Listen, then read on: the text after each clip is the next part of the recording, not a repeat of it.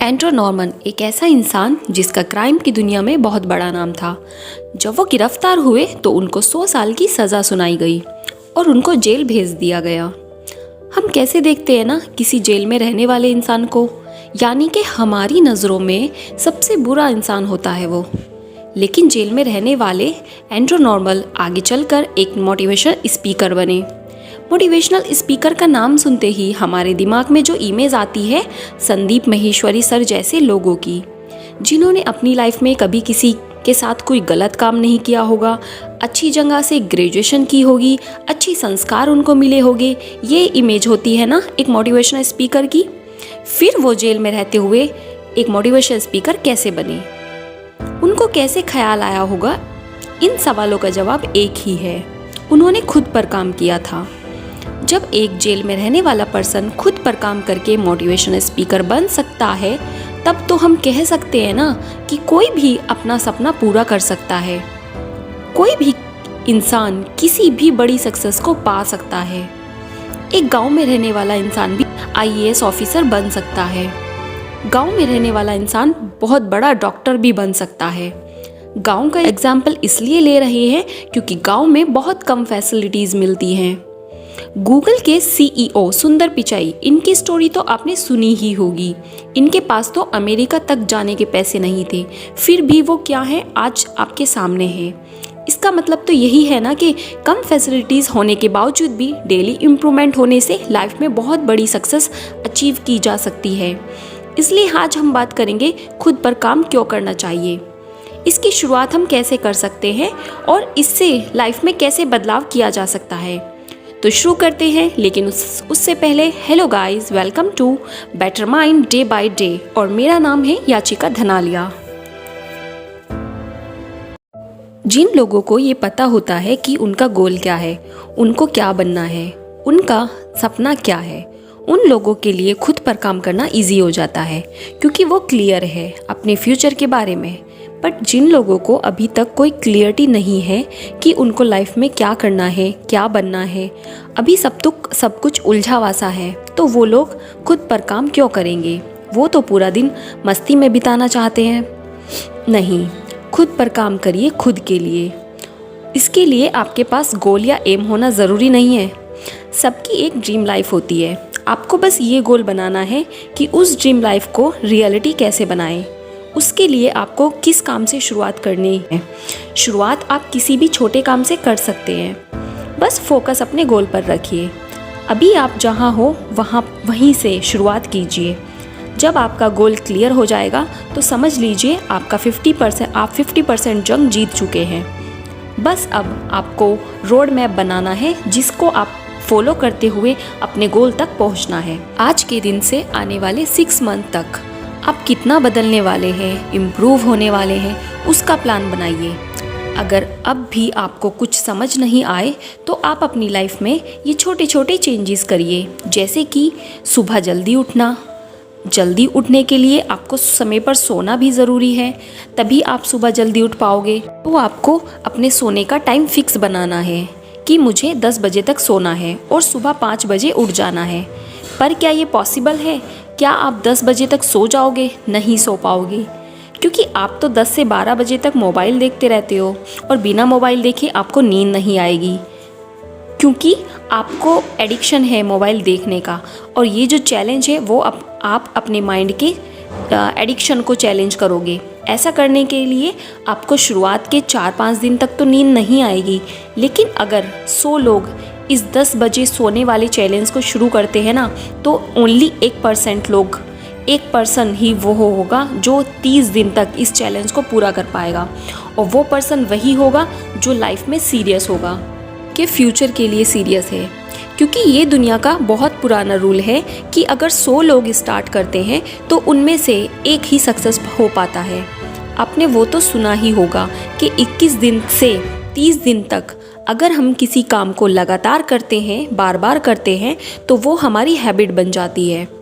अब वो 99 लोग जो इस चैलेंज को बोरिंग, फालतू, इजी समझकर छोड़ देंगे, और वो 1 पर्सन जो इस चैलेंज को पूरा करेगा, कंप्लीट करेगा, 30 दिन के बाद इन दोनों की सोच में जो डिफरेंस आएगा वो समझिए।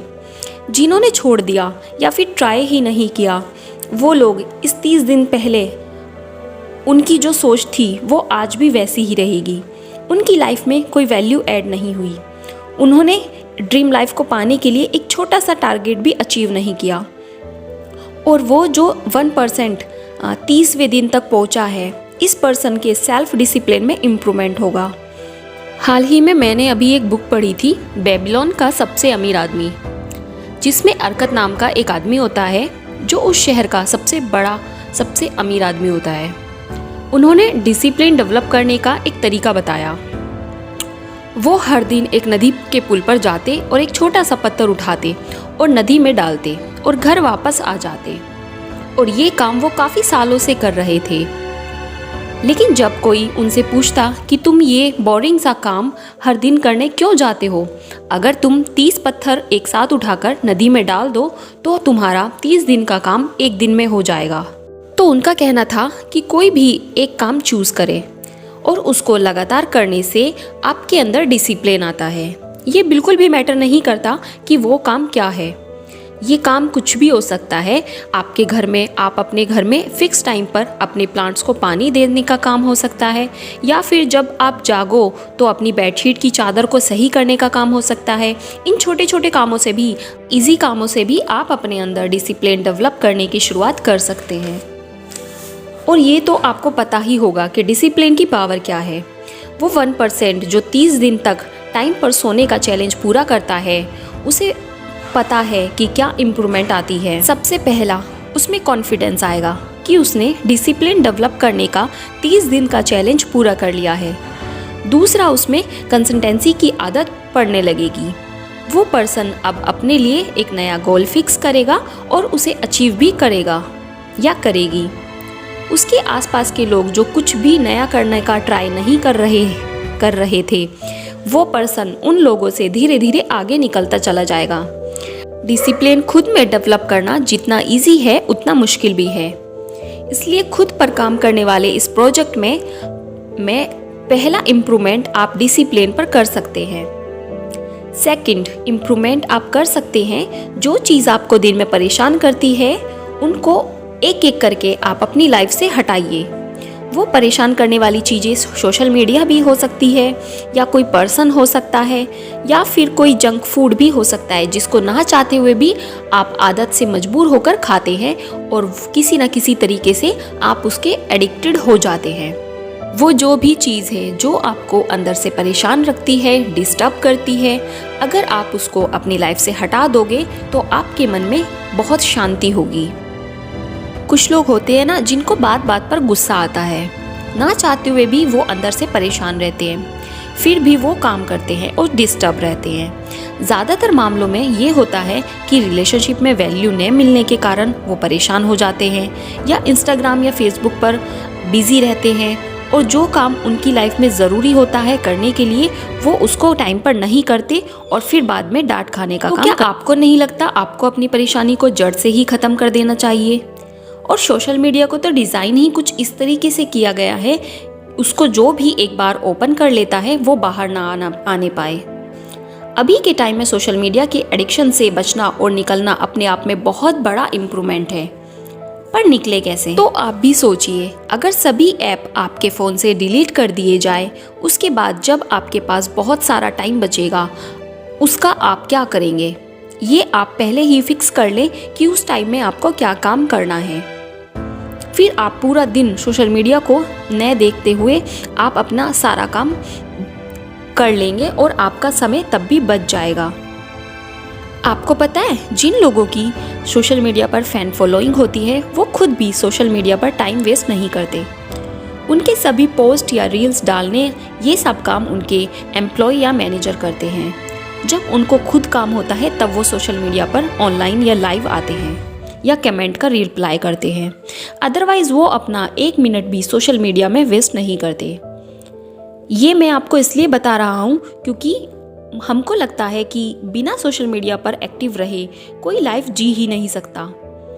अब आप खुद को सोचिए, जो बंदा सोशल मीडिया से दूर होकर भी लाइफ में कहीं ना कहीं आपसे बहुत आगे पहुंच चुका है और बिल्कुल भी टाइम वेस्ट नहीं करता है, क्या इन लोगों की तरह आप भी सोशल मीडिया से दूर रहने का ये चैलेंज एक्सेप्ट करोगे? आपको जो टाइम अपना सोशल मीडिया पर वेस्ट करते थे, अब आप उस समय में आपको अपना दूसरा काम करना होगा। अगर आप ये चैलेंज पूरा करोगे तो आपके अंदर इम्प्रूवमेंट नेक्स्ट लेवल वाला होगा। थर्ड इम्प्रूवमेंट, आपको ये करना होगा कि आपको अपना एनवायरनमेंट चेंज करना होगा। अगर आपके आसपास के लोग डेली कोई नया काम नहीं करते, बस अपना टाइम वेस्ट करते हैं, तो भी आप उनकी तरह ही अपना समय वेस्ट करोगे। लेकिन अगर आप बाहर जाओगे, अच्छे दोस्त बनाओगे जो रोज़ कुछ ना कुछ नया सीखते हैं या नया सिखाते हैं, कुछ नया करते हैं, उनके पास रहकर आप उनके जैसा सोचोगे और उनके जैसा ही कुछ नया करने का ट्राई करोगे, तो एक दिन आप सक्सेसफुल इंसान ज़रूर बनोगे। तो आपको इन लोगों की तरह अपना टाइम बिल्कुल भी वेस्ट नहीं करना है। फोर्थ इम्प्रूवमेंट, एक बेहतर इंसान बनने की कोशिश करें। अगर आपको किसी इंसान की कोई बात गलत लगती है तो आप एक बेहतर तरीके से उसको उसकी बात का जवाब दें। उसको बोलिए कि आपने जो बोला है वो गलत है, जो भी, क्योंकि अगर हम में ये भी हिम्मत नहीं है कि गलत बात को गलत कहने की, तो पीठ पीछे भी बोलने का हमें कोई हक नहीं है।